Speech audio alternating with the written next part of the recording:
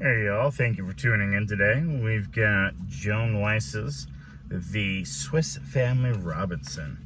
And today what we are on is chapter 5. It's called We Visit the Wreck. Or We Revisit the Wreck. Sorry about that. Soundly and peacefully we slept until cock-crow next morning, when my wife and I awoke and began to discuss the business of the day. "It seems absolutely necessary, my dear wife," I began, "to return at once to the wreck while it is yet calm, that we may save the poor animals left there and bring on shore many articles of infinite value to us, which, if we do not recover, we may lose entirely. On the other hand, I feel that there is an immense deal to be done on shore, and that I ought not to leave you in such an insecure shelter as this tent." "Return to the wreck by all means," replied my wife cheerfully. "Come, let us wake the children and set to work without delay." They were soon roused, and Fritz, overcoming his drowsiness before the others, ran out for his jackal. It was cold and stiff from the night air, and he placed it on its legs before the tent, in a most lifelike attitude, and stood by to watch the effect upon the family. The dogs were the first to perceive their enemy, and growling, seemed inclined to dispose of the animal as they had disposed of its brethren in the night. But Fritz called them off. The noise the dogs made, however, had the effect of bringing out the younger children, and many were in exclamations they made at the sight of the strange animal. "A yellow dog?" cried Franz. "A wolf!" exclaimed Jack. "It is a striped wolf," said Ernst. "Halloo," said Fritz. "The greatest men may make mistakes, O Professor. Does not know a jackal when he sees one." "But really," continued Ernst, examining the animal, "I think it is a striped fox." Very well, retorted Fritz. "No doubt you know better than your father. He thinks it is a jackal." "Come, boys," said I, "no more of this quarreling. You are none of you very far wrong, for the jackal partakes in the nature of all three, dog, wolf, and fox." The monkey had come out on Jack's shoulder, but no sooner did it catch sight of the jackal than it fled precipitately back into the tent and hid itself in a heap of moss until nothing was visible but the tip of its little nose. Jack soothed and comforted the frightened little animal, and I then summoned them all to prayers, soon after which we began our breakfast. So severely had we dealt with our supper the previous night that we had little to eat but the biscuits, which were so dry and hard that, hungry as we are, we could not swallow much. Fritz and I took some cheese to help them down, while my wife and younger sons soaked theirs in water. Ernst roamed down to the shore and looked about for shellfish. Presently he returned with a few whelks. "Ah," said he, "if we had but some butter." "My boy," I replied, "your perpetual if quite annoys me. Why do you not sit down and eat cheese like the rest of us?" "Not while I can get butter," he said. "See here, father," and he pointed to a large cask. "That barrel contains butter of some sort or other, for it is oozing out at the end." "Really, Ernst," I said, "we are indebted to you. I will open the cask." So saying, I took a knife and carefully cut a small hole so that I could extract the butter without exposing the mass of it to the effects of the air and heat. Filling a coconut shell, we once more sat down and, toasting our biscuits before the fire, spread them with a good Dutch butter. We found this vastly better than the dry biscuits, and while we were thus employed, I noticed that the two dogs were lying unusually quiet by my side. I at first attributed this drowsiness to their large meal during the night, but I soon discovered that it arose from a different cause. The faithful animals had not escaped unhurt from their late combat, but had received several deep and painful wounds, especially about the neck. The dogs began to lick each other on the places which they could not reach with their own tongues, and my wife carefully dressed the wounds with butter, from which she had extracted the salt by washing. A sudden thought now struck Ernst, and he wisely remarked that if we were to make spiked collars for the dogs, they would in future escape such dangerous wounds. "Oh, yes," exclaimed Jack, "and I will make them. May I not, father?" "Try, by all means, Jack," said I, "and persuade your mother to assist you. And now, Fritz," I continued, "we must be starting, for you and I are to make a trip to the wreck." I begged the party who were to remain on shore to keep together as much as possible, and having arranged a set of signals with my wife that we might exchange communications, asked a blessing on our enterprise. I erected a small post, and while Fritz was making preparations for our departure, hoisted a strip of sailcloth as a flag. This flag was to remain hoisted so long as all was well on the shore. But should our return be desired, 3 shots were to be fired and the flag lowered. All was now ready, and warning my wife that we might find it necessary to remain all night on the vessel, we tenderly bade adieu and embarked. Except our guns and ammunition, we were taking nothing, that we might leave as much space as possible for the storage of a large cargo. Fritz, however, had resolved to bring his little monkey, that he might obtain milk for it as soon as possible. We had not got far from the shore when I perceived that a current from the river set in directly for the vessel, and though my nautical knowledge was not great, I succeeded in steering the boat into the favorable stream, which carried us nearly 3/4 of our passage with little or no trouble to ourselves. Then, by dint of hard pulling, we accomplished the whole distance, and entered through the breach, gladly made fast our boat, and stepped on board. Our first care was to see the animals, who greeted us with joy, lowing, bellowing, and bleating as we approached. Not that the poor beasts were hungry, for they were all still well supplied with food, but they were apparently pleased by the mere sight of human beings.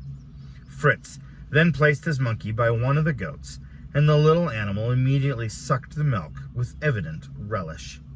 Chattering and grinning all the while, the monkey provided for, we refreshed ourselves with some wine and biscuits. "Now," said I, "we have plenty to do. Where shall we begin?"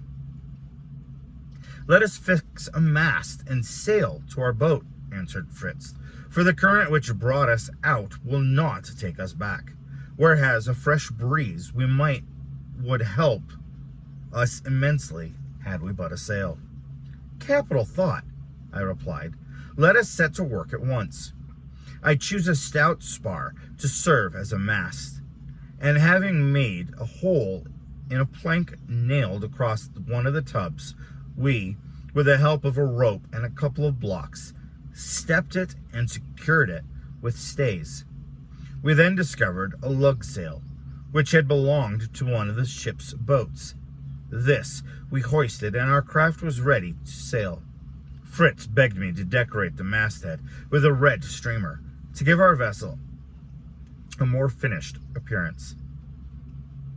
Smiling at this childish but neutral vanity, I complied with his request.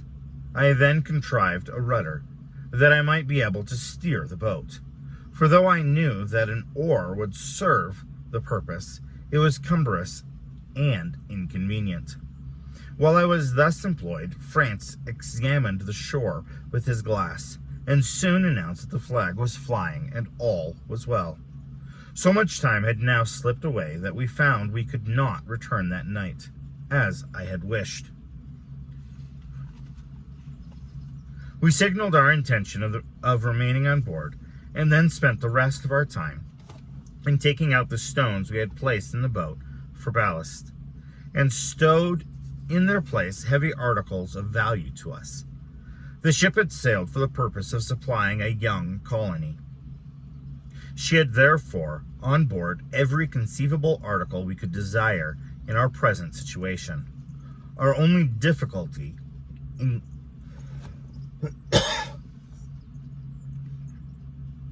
indeed was to make a wise selection. A large quantity of powdered and shot was first secured.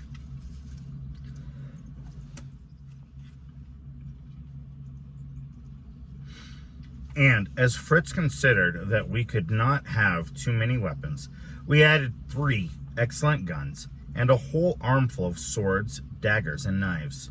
Remembering that knives and forks were necessary, we laid in a large stock of them, and kitchen utensils of all sorts. Exploring the captain's cabin, we discovered a service of silver plate and a colaret of good old wine. We then went over to the stores and supplied ourselves the potted meats, portable soups, Westphalian hams, sausages, a bag of maize and wheat, and a quantity of other seeds and vegetables. Then I added a barrel of sulfur for matches, and as much cordage as I could find. All this, with nails, tools, and agricultural implements, completed our cargo, and sank our boat so low that I should have been obliged to lighten her, had not the sea been calm. Night drew on, and a large fire lighted by those on shore showed us that all was well. We replied by hoisting 4 ships' lanterns, and 2 shots announced to us that our signal was perceived. Then, with a heartfelt prayer for the safety of our dear ones on shore, we retired to our boat, and Fritz, at all events, was soon sound asleep. For a while I could not sleep. The thought of my wife and children alone and unprotected, saved by the great dogs, disturbed my rest. The night at length passed away. At daybreak, Fritz and I arose and went to deck. I brought the telescope to bear upon the shore, and with pleasure saw the flag still waving in the morning breeze. While I kept the glass directed to the land, I saw the door of the tent open, and my wife appear and look steadfastly towards us. I at once hoisted a white flag, and in reply the flag on the shore was thrice dipped.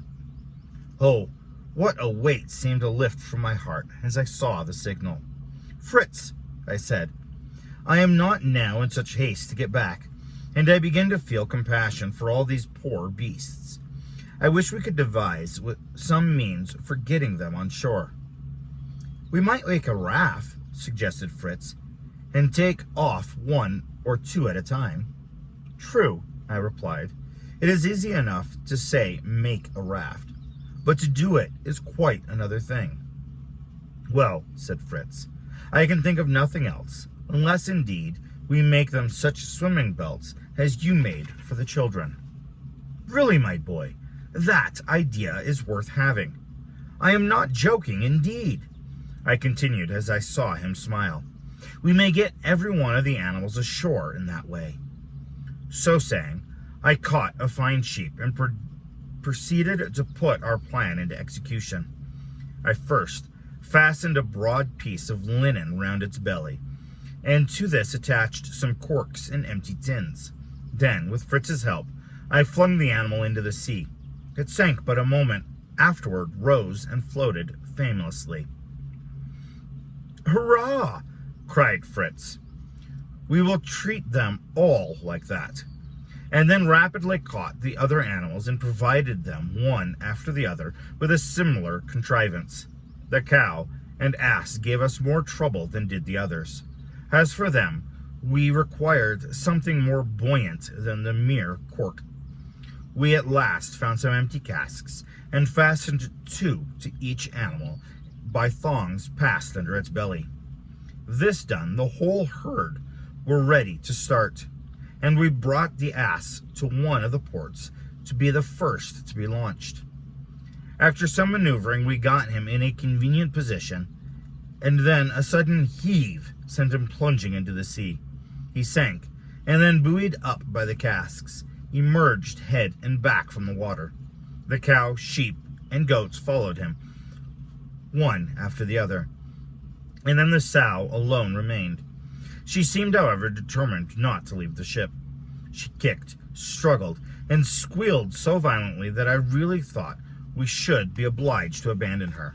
At length, after much trouble, we succeeded in sending her out of the port after the others, and when once in the water, such was the old lady's energy that she quickly distanced them and was the first to reach the shore. We had fastened to the horns or neck of each animal a cord with a float attached to the end, and now embarking, we gathered up these floats, set sail, and stretched for shore, drawing our herd after us. Delighted with the successful accomplishment of our task, we got some biscuits and enjoyed a midday meal. Then, while Fritz amused himself with his monkey, I took up my glass and tried to make out our dear ones on the shore were employing themselves with. As I was thus engaged, a sudden shout from Fritz surprised me. I glanced up. There stood Fritz with his gun to his shoulder, pointing it at a huge shark. The monster was making for one of our finest sheep, and he turned on his side to seize his prey. As the white of his belly appeared, Fritz fired. The shot took effect, and our enemy disappeared, leaving a trace of blood on the calm water. "Well done, Fritz," I cried. "You will become a crack shot one of these days. But I trust you will not often have such dangerous game to shoot." Fritz's eyes sparkled at his success and my praise, and reloading his gun carefully, watched the water. But the shark did not again appear, and borne onward by the breeze, we quickly neared the shore, steering the boat to a convenient landing place.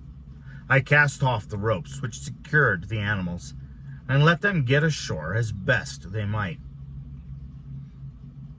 There was no sign of my wife or children when we stepped on land, but a few moments afterward they appeared, and with a shout of joy ran towards us. We were thankful to once more be united, and after asking and replying to a few preliminary questions, proceeded to release our herd from their swimming belts, which, though so useful in the water, were exceedingly inconvenient on shore. My wife was astonished at the apparatus.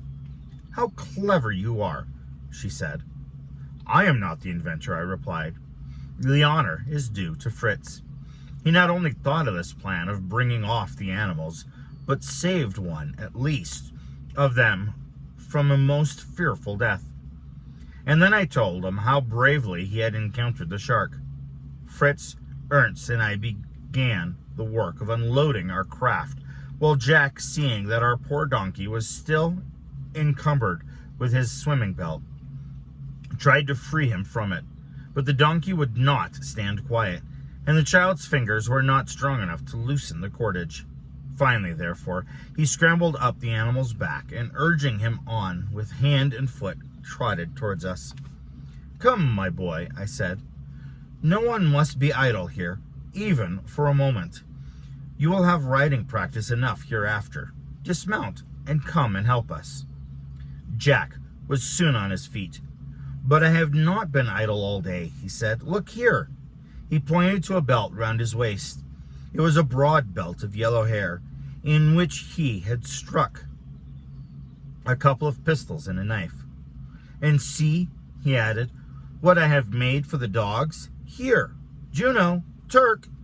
The dog came bounding up at his call, and I saw that they were each supplied with a collar of the same skin, in which were fastened nails, which bristled round their necks in a most formidable manner.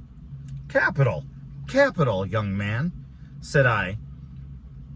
"But where did you get your materials, and who helped you?" "Except in cutting the skin," said my wife, "he had no assistance, And as for the materials, Fritz's jackal supplied us with the skin, and the needles and thread came out of my wonderful bag.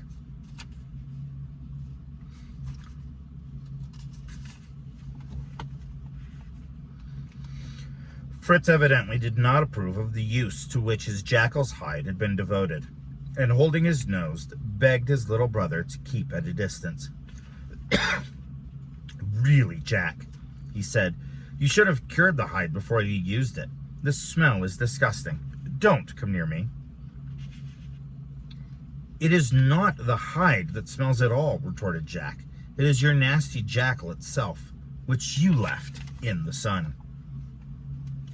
Now, boys, said I, no quarreling here. Do you, Jack, help your brother to drag the carcass to the sea, and if your belt smells after that, you must take it off and dry it better.